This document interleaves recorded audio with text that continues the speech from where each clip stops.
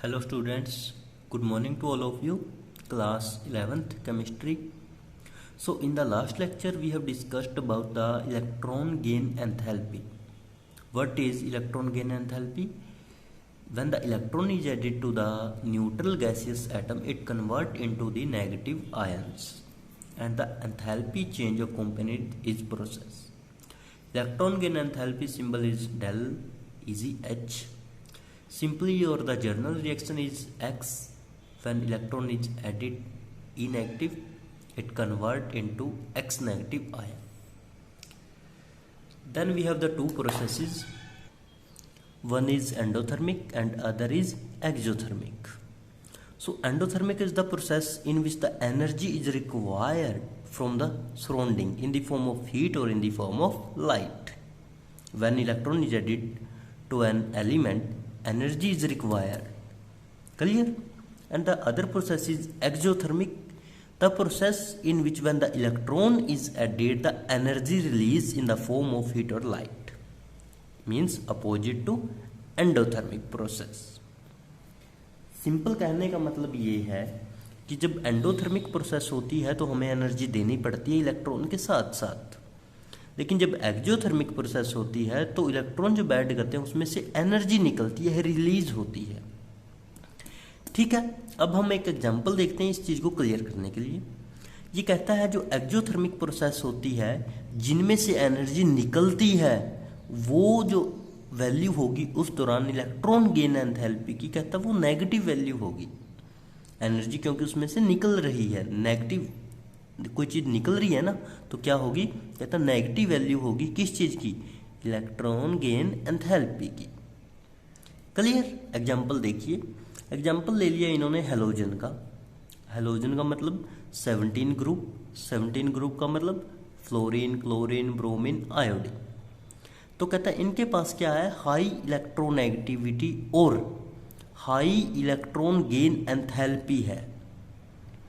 यानी कि after add electron stable configuration proceed to noble gas.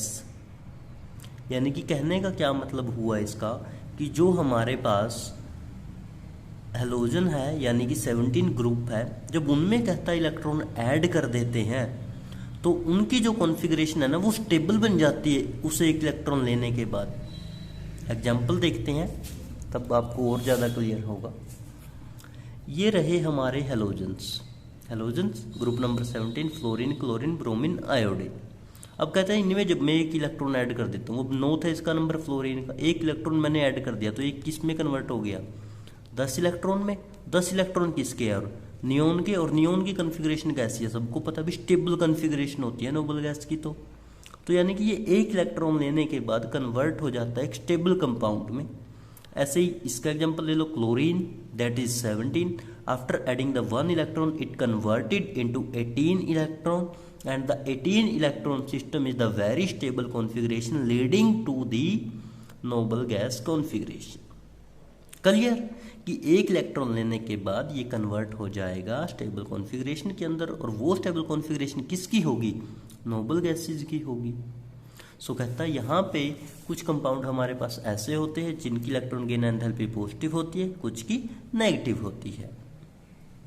ठीक है, यहाँ तक चलते हैं। अब आगे कहता है कि अदर, कहता है noble guys have the large positive gain enthalpy. अब नोबल गैस कौन थी, जो अभी दिखाई थी, जो लास्ट 18 ग्रुप है हमारा, helium, neon, argon, krypton, xenon, radon. ठीक है, कहता उन नोबल गैस में मान लो अब हम क्या कर रहे हैं, इलेक्ट्रॉन को ऐड कर रहे हैं। उनकी ध्यान रखना पहले ही स्टेबल कॉन्फ़िगरेशन है, they have the full field configuration and the very stable configuration. Clear? तो कहता है अब वो स्टेबल है लेकिन उनकी जो वैल्यू है वो कैसी है, कहता पॉजिटिव वैल्यू है, लार्ज और पॉजिटिव। ऐसा क्यों?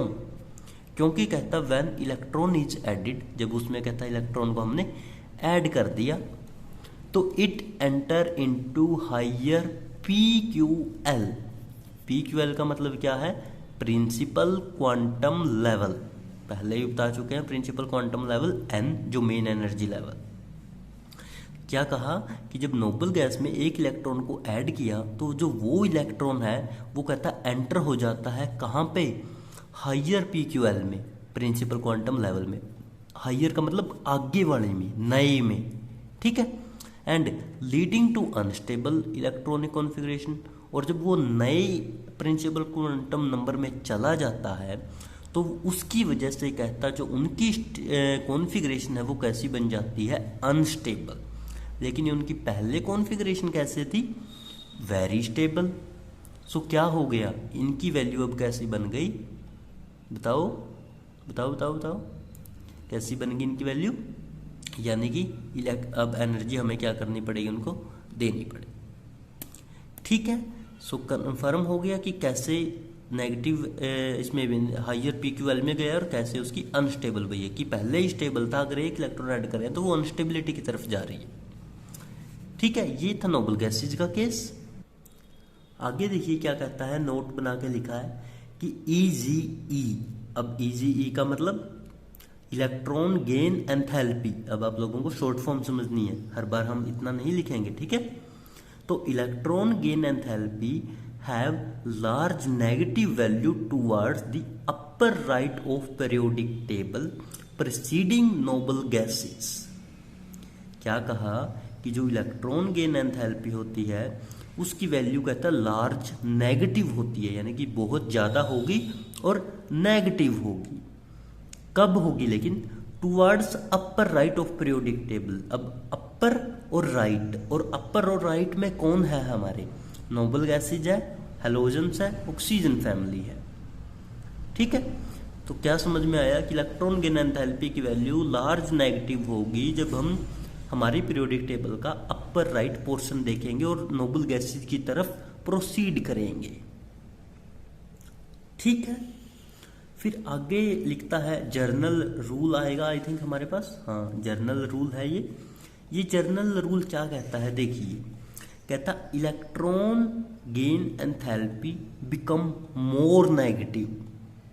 अब और ज़्यादा नेगेटिव होगी, कब होगी, more negative with increase in atomic number across a period. ध्यान रखना, पहले हमने कहा इलेक्ट्रॉन गेन एंथैल्पी की वैल्यू लार्ज नेगेटिव होगी जब पीरियोडिक टेबल में अपर राइट पोर्शन देखेंगे और नोबल गैस की तरफ प्रोसीड करेंगे।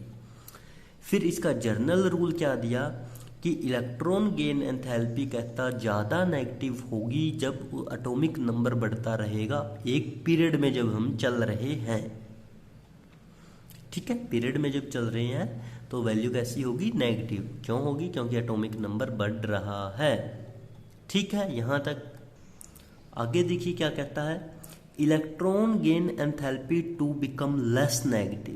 पहले लार्ज नेगेटिव थी, ठीक है, अब लेस नेगेटिव पे आ चुके हैं। As we move down the group, जब हम किसी ग्रुप में चलते हैं अपर टू लोअर, ठीक है, डाउन द ग्रुप जब चल रहे हैं तो उस दौरान जो वैल्यू होगी इलेक्ट्रॉन गेन एंथैल्पी की वो कैसी होगी, नेगेटिव होगी।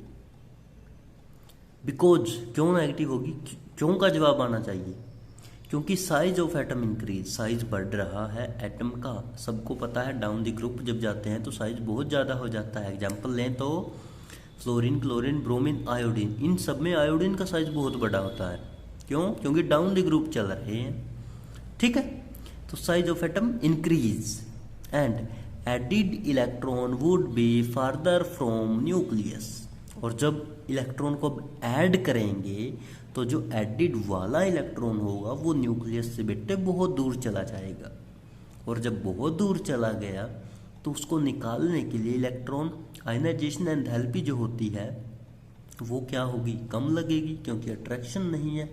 लेकिन उसकी इलेक्ट्रोनेगेटिविटी कैसी होगी, इलेक्ट्रॉन को एक्सेप्ट करने की, वो लेस नेगेटिव होगी। क्यों, क्योंकि साइज हमारे पास क्या हो गया, बढ़ गया एटम का, ठीक है।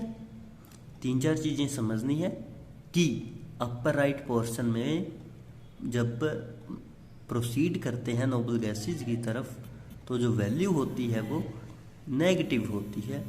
फिर ऐसे ही वो और ज़्यादा नेगेटिव हो जाएगी जब पीरियड्स में चलेंगे, क्योंकि एटॉमिक नंबर बढ़ रहा है। फिर ऐसे ही हम कहेंगे कि वो कम नेगेटिव हो जाएगी जब हम डाउन द ग्रुप जाएंगे। क्यों, क्योंकि साइज बढ़ रहा है और साथ के साथ जो एडिड इलेक्ट्रॉन है वो न्यूक्लियस से फर्दर दूर हो रहा है। ठीक है, ये थी इलेक्ट्रॉन गेन एंथैल्पी। थोड़ा रह गया है, कल इसे प्रोसीड करेंगे।